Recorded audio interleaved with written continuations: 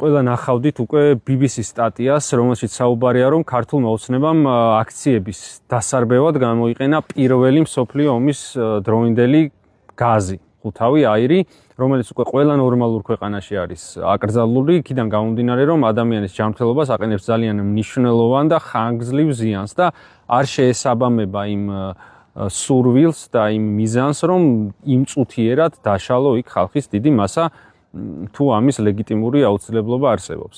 ანუ იმწუთიერად რომ დაეშალათ ამისთვის კი არ უნდათ ამის გამოყენება, მათ შორის წყალშიც რო ურევდნენ. ამოთ უნდათ რომ ადამიანებისთვის მიეყენებინათ იქ მყოფი ადამიანებისთვის ისეთი ზიანი, რომელიც კიდე კაცმა არ იცის ზუსტად როგორ გამოვლინდება მომავალში და რა პრობლემები შეექმნებათ ადამიანებს, რომლებსაც არა მხოლოდ აქციაზე იყვნენ და იმწუთიერად ჩაისუნთქეს ეს კვამლი, არამედ იმ დღეების განმავლობაში გადაადგილდებოდნენ რუსთაველზე და ყველას კარგად გვახსოვს, რომ აი არა დარბევის პერიოდშიც, აი მეორე დილითაც იქ ვინც გაივლი და ცხვირის წვა და თვალების წვა ჰქონდა ხოლმე, იმიტომ რომ ეს მიწაში იყო დარჩენილი. აი ამისთვის გაიმეტეს მთელი მოსახლეობა. ძალიან კარგად იცოდნენ ხა მე და თქვენ თუ ხა გავიგეთ ერთი ეხლაც არ უნდა გაგვეგო, იმიტომ რომ აქამდე ამაზე საუბრობდნენ მათ შორის ქართველი ექიმებიც. მაგრამ ამათ ხო კარგად იცოდნენ რას ყიდულობდნენ, რას ურევდნენ იმ წყალში და ასე შემდეგ.